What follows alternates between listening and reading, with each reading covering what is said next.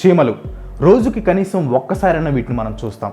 ప్రపంచవ్యాప్తంగా 10,000కు పైగా ant species ఉన్నాయి. చీమలు వాటి బరువు కంటే 50 రెట్లు ఎక్కువ బరువుని అల్లవోకగా మోయగలవు. భూమి మీద దాదాపు 1 మిలియన్ బిలియన్ చీమలు ఉన్నాయి అని ఒక అంచనా. అంటే ఒకటి పక్కన 15 సున్నాలు. చీమలు 12 గంటల్లో కేవలం 8 నిమిషాలు మాత్రమే విశ్రాంతి తీసుకుంటాయి. ఈ వీడియోలో చిలిపి చీమల గురించి కొన్ని షాకింగ్ విషయాల గురించి తెలుసుకుందాం. వీడియోని ఫుల్గా చూసిన తర్వాత చీమల గురించి ఎంత ఉందా అని మీరు ఆశ్చర్యపోతారు.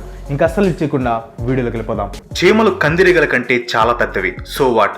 చీమలు దండయాత్ర చేస్తే సైలెంట్గా సైడ్ అయిపోవాలి. ఈ వీడియో చూడండి. ఇది కందిరీగల గూడు. దాంట్లో ఉన్న కందిరీగలన్నింటినీ చంపేసి దాన్ని ఆక్రమించాయి.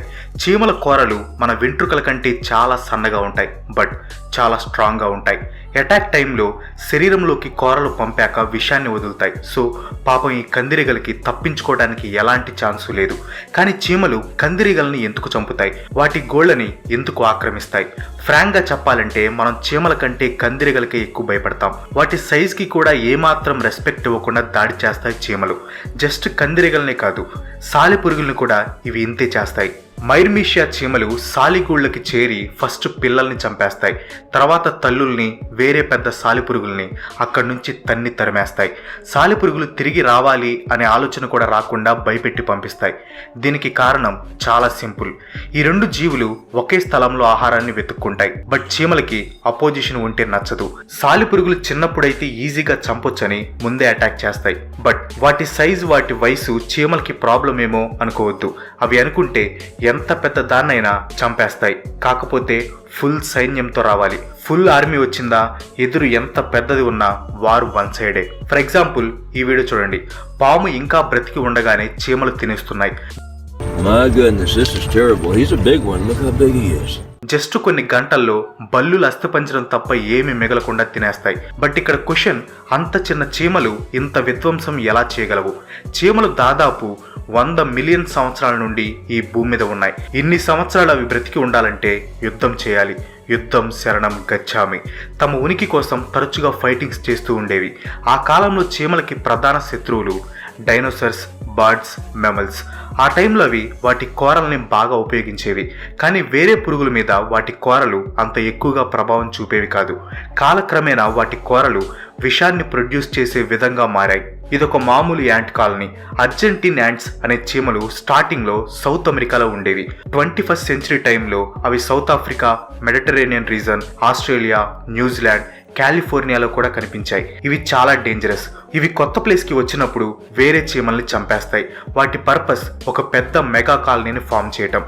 ఈ కాలనీస్ కంటిన్యూస్గా గ్రో అవుతాయి. జస్ట్ ఇమాజిన్, పెద్ద ఆర్మీ లాంటి చీమలను చూస్తే అక్కడ ఉన్న పురుగుల పరిస్థితి ఎలా ఉంటుందో. పురుగులకు కూడా ఫీలింగ్స్ ఉంటాయి అని నమ్మటం కొంచెం కష్టమే.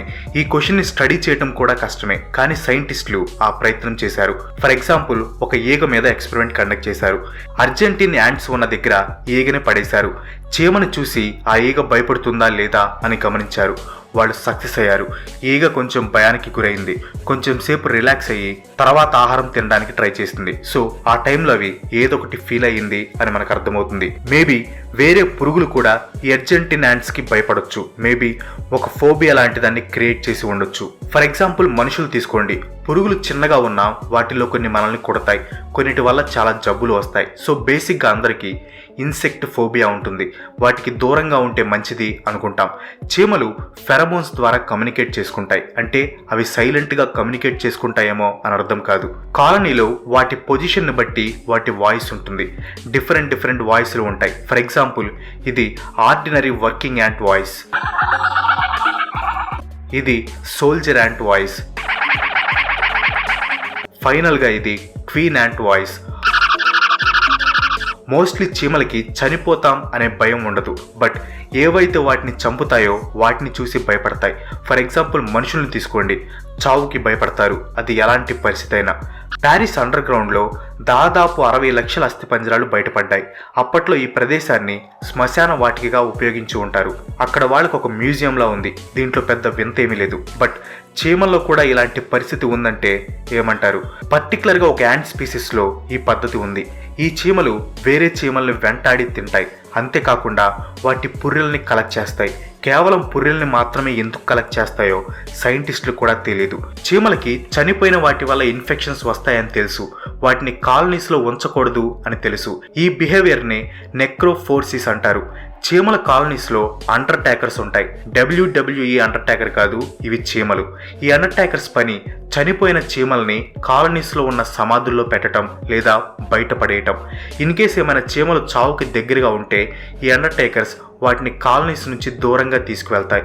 ఇంకా ఆశ్చర్యం కలిగించే విషయం ఏంటో తెలుసా? చావుకి దగ్గరగా ఉన్న చీమలు కానీ చనిపోయిన చీమల వల్ల కానీ వ్యాధులు వస్తాయని వాటికి తెలుసు. బట్ మనలాగా వాటికి శానిటైజర్స్, డెటాల్ బాటిల్స్ ఉండవు కదా. అందుకే ఈ అండర్టేకర్ చీమలు వేరే చీమలతో సోషల్ డిస్టెన్స్ పాటిస్తాయి. చీమలకి చనిపోయిన వాటిని ఎలా పూడ్చిపెట్టాలో తెలుసు. అలాగే గాయాల పాలైన వాటికి వైద్యం చేయటం కూడా తెలుసు. అమెరికన్ సివిల్ వార్ టైంలో సైనికుల గాయాలు నైట్ టైం గ్రీన్ కలర్లో మెరవటం సైంటిస్టులు గమనించారు. అలా మెరుస్తున్న గాయాలు చాలా ఫాస్ట్గా నయమయ్యాయి. గాయాలన్నీ చాలా మురిగ్గా ఉన్నాయి, బట్ మానిపోయాయి. ఈ ఫినామినాని ఏంజల్స్ గ్లో అనేవారు.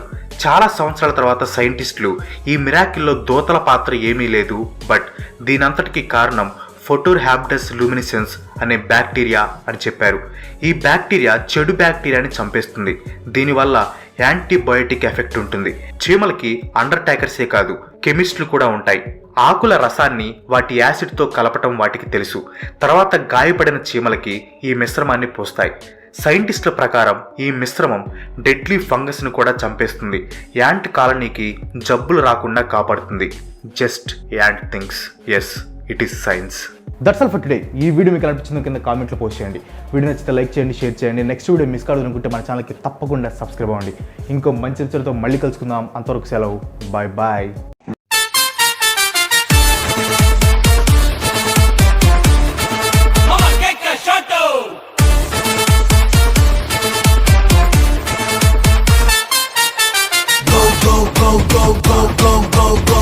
Here we go, we're the Orange Army.